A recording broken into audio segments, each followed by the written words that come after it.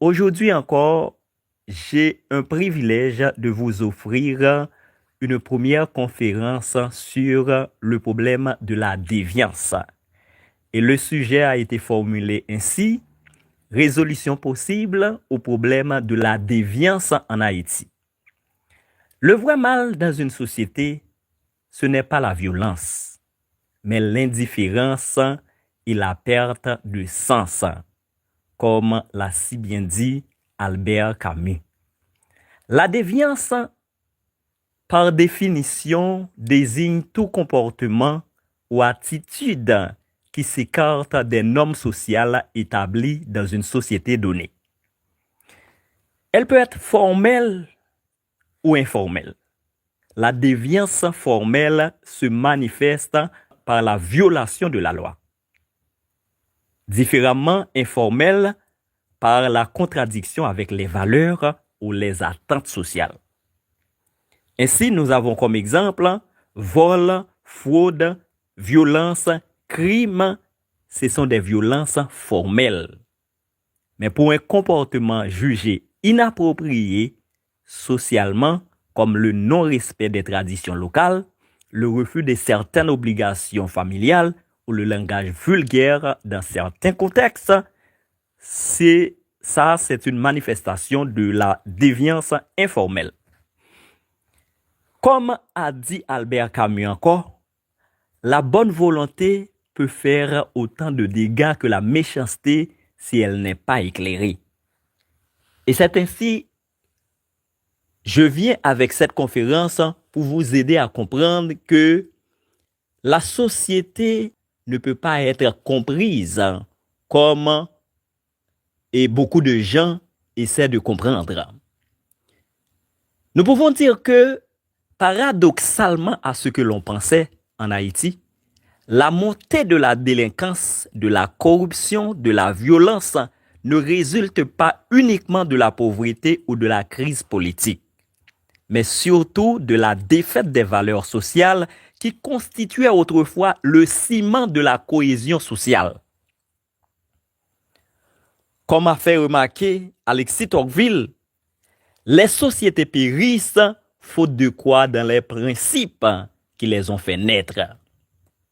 Dans toute société, il y a un ensemble d'éléments qui dirigent chaque monde.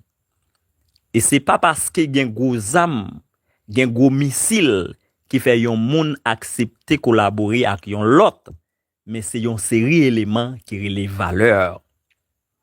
Qui sa valeur est? Une valeur sociale est une règle morale collective qui aide les gens à vivre ensemble en harmonie. Elles sont le moteur invisible qui oriente les comportements, soutient la cohésion et permet la paix sociale. Donc il faut dire que les valeurs se manifestaient pendant longtemps en Haïti par la solidarité, s'entraider dans les moments difficiles, respect, le fait de traiter les autres avec dignité, la justice, agir avec équité et honnêteté. Donc, nous pouvons dire que les valeurs étaient responsables de la cohésion sociale. Elles unissaient les individus autour de même idéal. Ces valeurs-là orientaient le comportement des gens, elles servaient de repères dans les choix. On a pu observer aussi la transmission de la culture.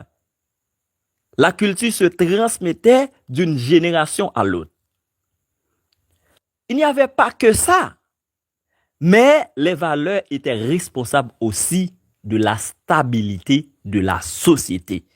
Et c'est dans ce sujet que nous voulons entrer directement pour montrer comment ce n'est pas la violence qui nous a orientés vers cette déviance en Haïti, mais c'est surtout la perte des valeurs morales. En Haïti, la solidarité était autrefois une grande valeur sociale. Les voisins s'entraidaient, les communautés rurales travaillent ensemble, et la confiance liait les gens. Quand cette valeur s'affaiblit, on observe individualisme, méfiance et désunion, ce qui ouvre la voie à la déviance sociale. Jusqu'au moitié du XXe siècle, la société haïtienne restait fortement communautaire. Dans les campagnes, la combite, le phénomène de la cour, tout cela a permis le vivre ensemble. L'individu appartenait au groupe, chacun se sentait responsable du bien-être des autres. Même les crises politiques n'effaçaient pas cette cohésion. Donc on pouvait remarquer que l'indifférence était presque absente. Le malheur d'un voisin concernait toute la communauté. Malgré la pauvreté, la société haïtienne reposait sur la solidarité communautaire. Dans les campagnes, les paysans pratiquaient combite fondée sur l'entraide et le respect mutuel. Pendant l'occupation américaine de 1915 à 1934, cette solidarité s'est transformée en force de résistance nationale. Le peuple haïtien s'unissait pour défendre sa dignité. Jusqu'aux années 1960, ces valeurs morales constituaient un rempart contre la désagrégation sociale. Dans les années 1960, Haïti a connu des crises alimentaires urbaines à Port-au-Prince.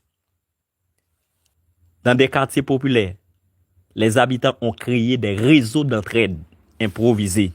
Les femmes partageaient le pain et les produits de base. Les voisins qui avaient un peu plus de moyens aidaient ceux qui n'avaient rien. Des groupes d'habitants organisaient des repas collectifs pour les enfants et les personnes âgées. Donc ces initiatives ont permis à de nombreuses familles de survivre à la crise sans recourir à la violence. La solidarité urbaine compensait l'absence d'État-providence et prévenait la déviance alimentaire ou la criminalité liée à la faim. En 1958, un violent ouragan a frappé Saint-Marc, détruisant les récoltes et les maisons de plusieurs familles. Les habitants se sont immédiatement mobilisés. Les voisins ont aidé à reconstruire les maisons en quelques jours. Les agriculteurs ont partagé leurs semences et organisé des journées de travail collectif pour replanter les champs avant la fin de la saison. Les familles qui avaient perdu tout ont été hébergées temporairement chez les proches et voisins sans aucune intervention de l'État. À cette époque, les familles, souvent pauvres, dépendaient les unes des autres pour survivre. Donc le combitisme était la pratique la plus répandue. Les villageois se regroupaient régulièrement pour travailler sur les champs de manioc, de maïs et d'igname. Chaque participant contribuait selon les moyens. Certains apportaient leur force physique, d'autres des outils ou des graines. Après le travail, tout le monde partageait la récolte, équitablement garantissant nourriture et ressources pour tous. Donc il faut comprendre cette débâcle dans laquelle nous nous trouvons. C'est à partir de la défaite des valeurs. Nous avons une solidarité qui permettait non seulement de survivre aux catastrophes naturelles, mais elle créait également un lien social fort, fondé sur la confiance et la responsabilité mutuelle. Vers les années 1970, il y avait une épidémie et catastrophe naturelle dans le nord d'Haïti. Ainsi, les communautés ont développé des pratiques de prévention et d'entraide. Il y avait organisation collective pour nettoyer les puits et désinfecter les maisons. Il y a la collecte de nourriture et de vêtements pour les familles touchées. Il y avait assistance aux malades et construction de logements temporaires. Cette solidarité a permis non seulement de limiter la propagation des maladies, mais aussi de renforcer la confiance et le lien social. Face à la fragilité des infrastructures, la cohésion communautaire devenait une protection contre la déviance sociale et la désorganisation. Quand ces pratiques ont commencé à disparaître dans les années 1960-1970, la société est devenue plus vulnérable aux manipulations et à la répression politique, ouvrant la voie à l'émergence de la déviance. La solidarité dans les villes pendant les crises économiques, l'aide mutuelle dans les zones rurales après des épidémies ou des inondations, les initiatives culturelles et associatives qui renforçaient le tissu social, tous ces éléments-là constituaient un socle pour la société haïtienne. Lorsqu'à partir des années 1970, ces pratiques se sont effritées sous l'effet de la répression et de l'urbanisation, la société est devenue plus vulnérable à la corruption, la violence et au comportement déviant. Donc les premières débâcles vers l'effritement de la solidarité haïtienne commencent avec l'arrivée des tontons macoutes. C'est à cette période que l'indifférence de la population haïtienne commence à se former. Plusieurs facteurs y ont contribué. Premièrement, nous pouvons dire la centralisation du pouvoir sous François Duvalier de 1957 à 1971.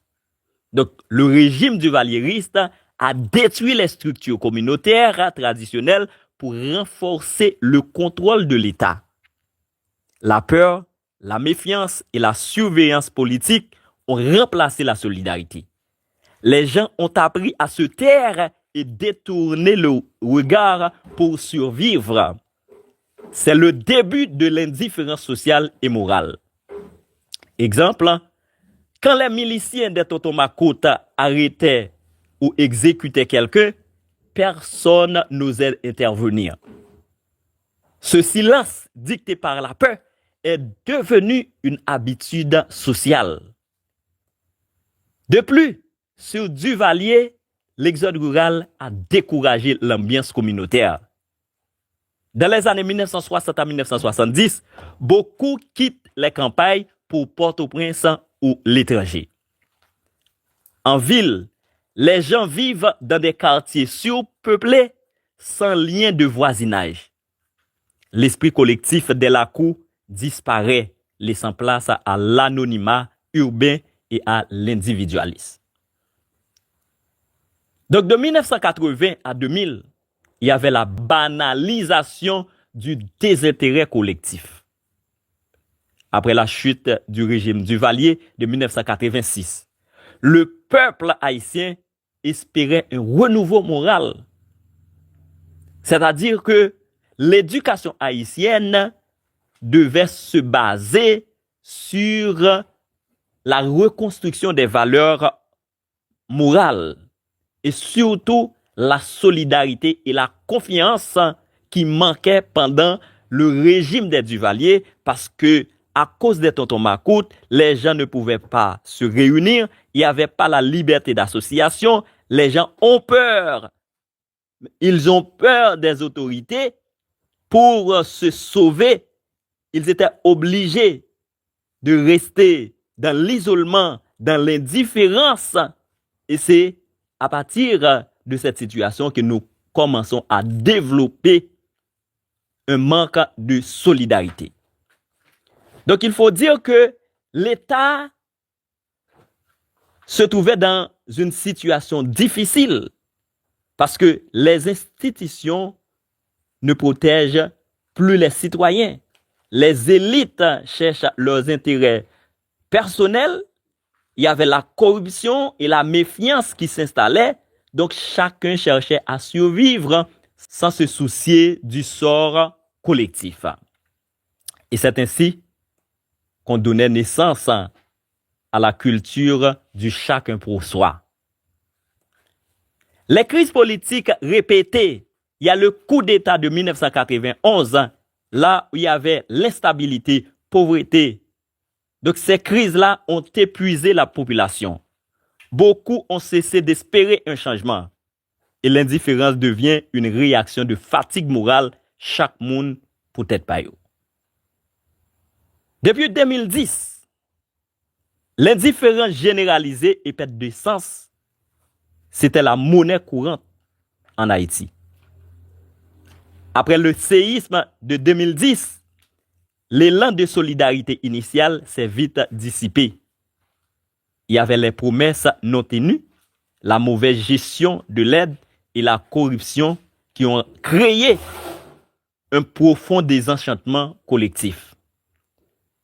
Donc, beaucoup ont perdu confiance dans toute idée d'action commune.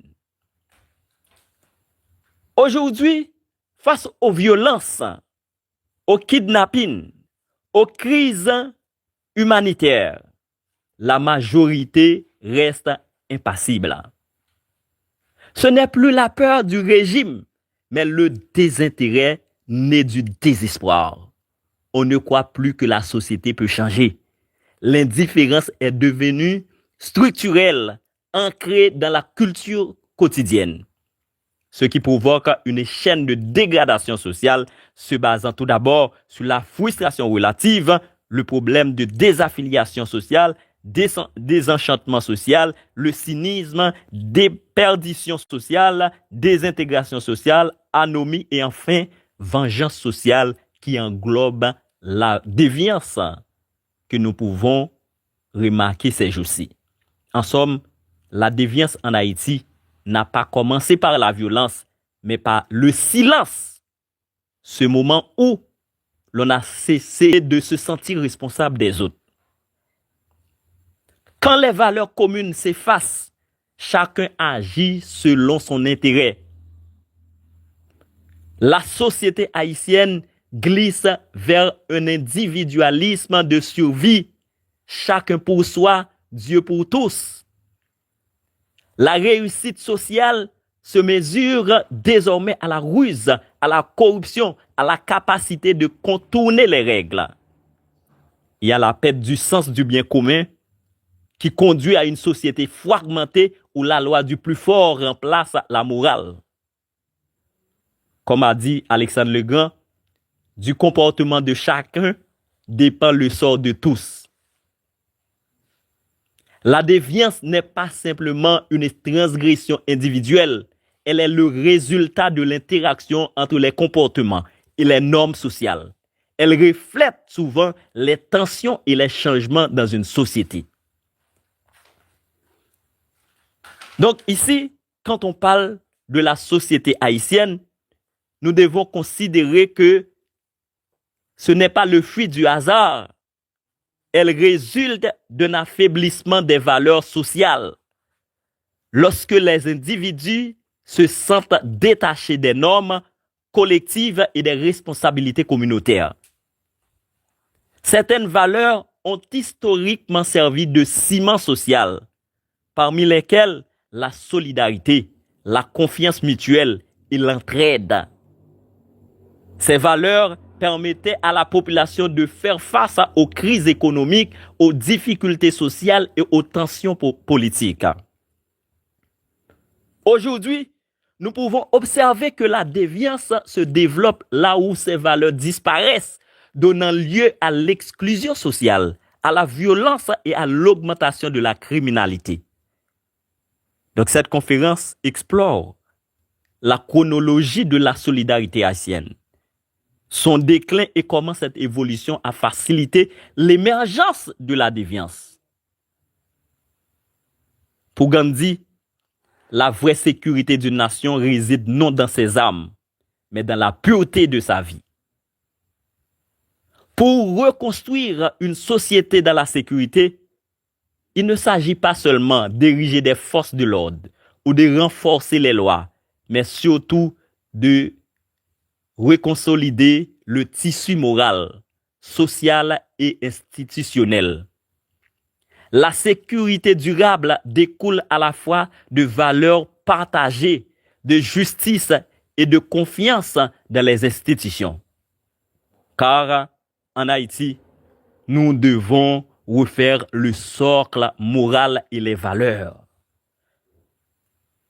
Donc, si nous voulons résoudre la situation ou encore les déviances dans la société haïtienne, nous devons tout d'abord refaire le socle moral et les valeurs sociales. Restaurer les valeurs sociales comme la solidarité, honnêteté, respect, responsabilité et compassion. Promouvoir les pratiques communautaires comme le combat ou les initiatives locales de coopération.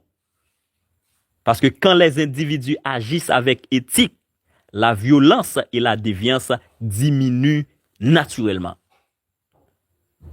Nous devons avoir une éducation civique et morale assez responsable. Et à cet effet, nous devons introduire dans l'école et la société la culture du respect, de la justice et du bien commun. De former les jeunes à la résolution pacifique des conflits et à la responsabilité citoyenne. De redonner confiance dans le collectif tout en sensibilisant aux faits les gens. Donc ici, nous devons comprendre que la force n'est pas le seul à pouvoir résoudre la crise de la société haïtienne. Donc, il faut considérer les retombées de la force. Parce que quand nous essayons de résoudre les crises sociales par la force, on aura toujours des peurs. Et cette peur-là ne traduit pas une justice. Cette peur-là peut affaiblir les institutions comme la justice. Et c'est ainsi que nous devons commencer par les valeurs sociales. De sensibiliser au fait que chacun a un rôle dans le bien-être commun. Créer des programmes de bénévolat, des clubs communautaires ou des conseils de quartier. Renforcer la justice et l'état de droit. Parce que nous devons avoir des institutions qui sont responsables. Nous devons travailler en sorte que les juges ne soient pas corrompus. Nous devons travailler à ce que les gens cultivent des valeurs qui s'assoient sur la transparence et l'impartialité. Parce que une application cohérente des lois peut protéger les citoyens de manière égale, sans favoritisme ni impunité. La sécurité ne repose pas seulement sur la force, mais sur la légitimité de l'autorité. Nous devons lutter contre la corruption, instaurer la transparence, des audits et reddition de comptes. La sécurité sociale dépend de la confiance dans les institutions et non de répression. En dernier lieu, nous devons dire que nous devons avoir une réforme au sein de la police haïtienne.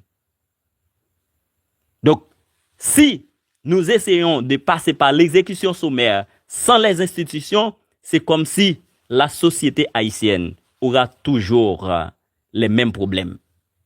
Nous devons comprendre que la force n'est pas le seul élément capable de nous aider parce que les valeurs, elles sont responsables de la stabilité d'une société. Nous devons comprendre aussi que la pauvreté et les inégalités, ces éléments-là constituent des handicaps pour la société haïtienne.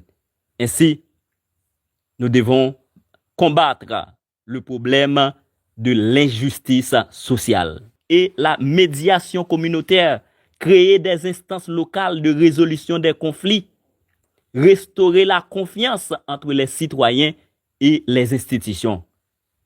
Pour finir, nous devons renforcer les tissus communautaires, valoriser les associations, les mouvements sociaux et les initiatives de solidarité. Nous devons faire naître la cohésion sociale, pas seulement des patrouilles ou des forces de l'ordre, mais une sensibilisation à la citoyenneté, promouvoir le respect des droits et devoirs, la tolérance et l'entraide, encourager la vigilance collective contre la délinquance et l'injustice. Et c'est ainsi, avec le retour de nos valeurs, nous pourrons résoudre le vrai problème qui existe en Haïti. Comme l'a si bien dit Albert Camus, le vrai mal d'une société, ce n'est pas la violence, mais l'indifférence et la perte de sens. Si tous les citoyens commencent à être responsables, si nous faisons retourner les valeurs sociales en Haïti, nous aurons beaucoup de possibilités de se mettre ensemble et avec la confiance, nous bâtirons une autre société. Merci à vous qui avez pris du temps pour nous écouter pendant cette conférence. Je pense que à chaque intervention, vous aurez la possibilité de comprendre les problèmes sociaux d'une autre manière. Merci d'avoir été avec nous et je vous dis au revoir, à la prochaine.